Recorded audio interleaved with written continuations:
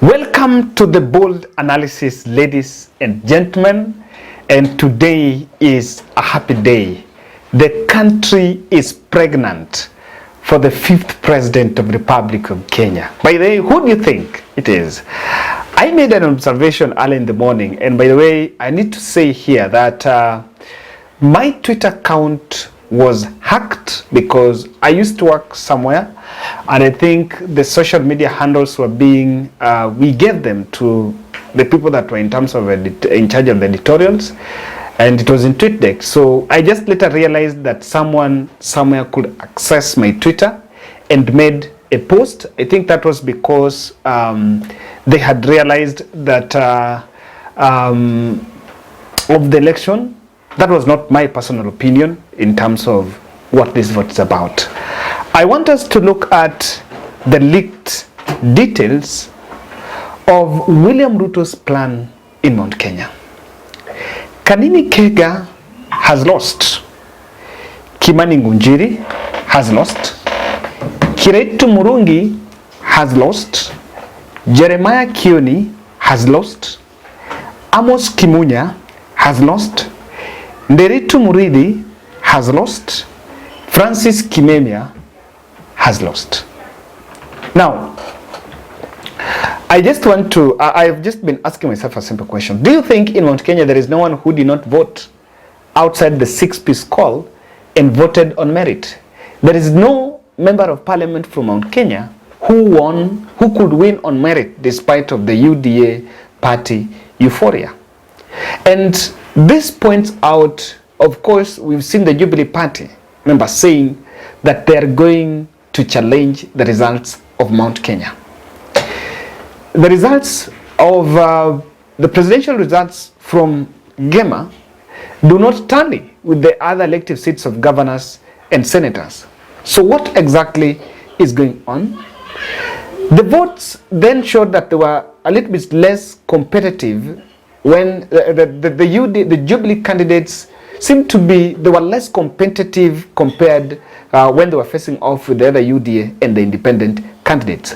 But even the independent candidates, did they offer alternative voices? For example, in Kirinyaga, Purity Ngirishi lost even though she has vowed to go to court and challenge Anne Waiguru's win. She is an independent candidate and she gave Anne Waiguru a run for her money. Even in Murang'a, there is no independent candidate that will still give the UDA candidates a run for their money.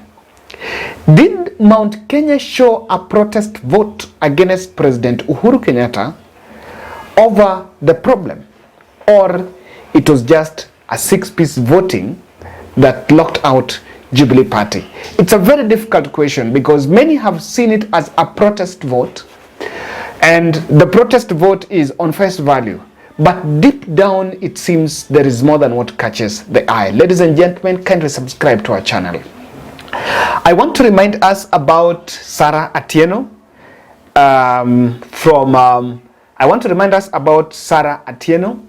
Sarah Atieno is one of our subscribers and she's suffering acute leukemia in Kenyatta Hospital. We have been doing a fundraiser here.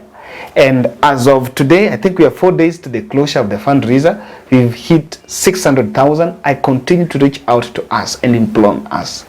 We did a challenge of at least 50 shillings donation.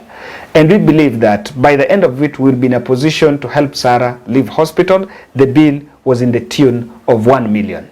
So if that can be achieved, of course, we'll be in a position to do that. And I want to continue saying thank you very much. I know because of this election period, I'm receiving many calls, even not calls and messages, people are just asking for updates on elections.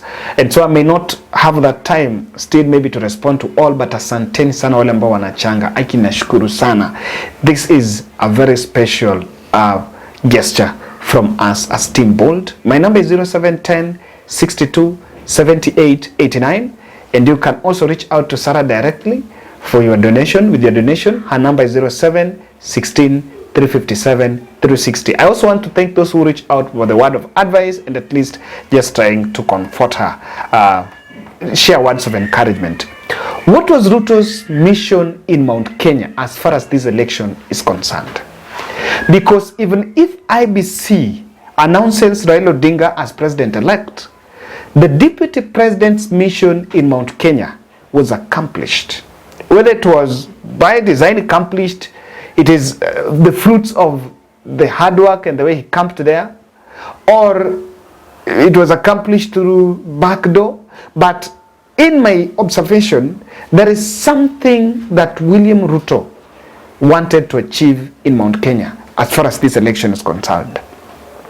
And I can say that deputy president, because he had a contingency plan that if he is not going to win this election, and we kept on insisting that Ruto was starting his presidential journey in this election, but there was something that was very important.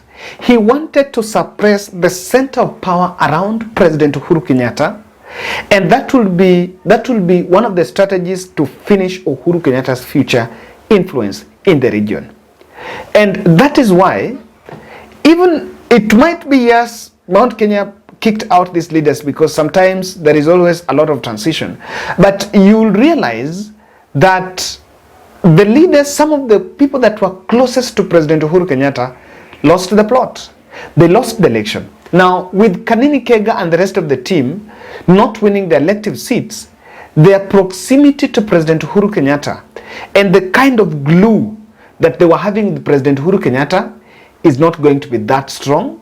And most probably, you will actually see that Uhuru's influence through this team might be suppressed. Suppressing Uhuru's influence was very important, and one of the ways to do that, and he made sure that he dislodged Jubilee Party as a central Kenya party. And I appreciate and I acknowledge this statement from many observers that Mount Kenya bought into a very elaborate trap to kill their own party. Just look at the way ODM has fared in this election. Despite the fact that there was Azimio la Umoja, and the Azimio la Umoja was a movement and there was sibling rivalry there, but ODM have stood its ground and it's still one of the second largest parties in the country. I think that is now going to 17 years, spanning 17 years since 2005. So Central Kenya, because they were captured in William Ruto's presidential bid, it was so easy for them to kill their own party. Because I believe the Central Kenya party was going to be Jubilee. And the political party is the vehicle for democratic exercise. Or rather, the progress of a democracy is through the political parties. So Mount Kenya bought into that. And I want to agree with Kanini Kega that in the fullness of time, they will find out it was a blunder. Now, this was one, to dislodge the president by making sure that Jubilee party is not there. Remember, at the height of formation of Azimio la Umoja, there was a report that emerged that president was not going to leave and was still going to be the charge. He's still the chairman he's still the lead of Jubilee party. But then, Ruto had some very bitter venom about the president and was revenging against this statement, "I made you the president" narrative. And "I made you the president" narrative was actually peddled, and it was falsely put, or it was a decoy, that they were so bitter about the president not supporting him and supporting Raila Odinga. But in real sense, deputy president had already laid out his plan that when the president leaves, he wants to take charge. He wants to take over from the President Uhuru Kenyatta. And whether the president was going to support him or not, Ruto did not want the baggage of Jubilee Party. He had known that with the benefit of incumbency, there is a baggage of Kenyans not tend to oppose the government of the day. So he decided to do successful opposition politics of the government and launch his presidential campaign. And what he did, he went to Central Kenya and made sure that Uhuru Kenyatta's governor is going to be in UDA. The MP, the senator, and the women rep are all going to be in UDA. Remember the last rally that the deputy president held in Mount Kenya, he went to Kiambu. That was the last stop. He was in Kiambu after leaving Nyayo. Now, lastly, deputy president was out to create acrimony in Mount Kenya against Kenyatta family. And that was the genesis of, before it became Hustler Nation, it was Dynasties versus Hustlers. And the Dynasties versus Hustlers in Mount Kenya, it was customized to President Uhuru Kenyatta, leaving the rest of the gamer because he's from a dynasty. And you remember, every other campaign narrative and criticism of Jubilee government, when someone was criticizing the port, it was framed to be a President Uhuru Kenyatta affair because Kenyatta family. When someone was talking about expressway, it was about Kenyatta family. The KEMSA, everything, every ill in government was framed by Mount Kenya politicians as a protest against President Uhuru Kenyatta. So someone was going through this because he knew then that in Mount Kenya, if there was a center of power that was going to influence even political capital, a family that would have political capital, then that was that dynasty. We are yet to find out. Someone has said that also the fall of Gideon Moi was the fall of a dynasty. I am one person that believed that Gideon Moi had a miscalculation. He will just leave, not go to vie for that Senate seat, then play the National League, then play the national politics. That will be it. We are yet to find out whether William Ruto also had a plan to make sure that all the dynasties fall, if perhaps the dynasties exist. Ladies and gentlemen, that's my bold.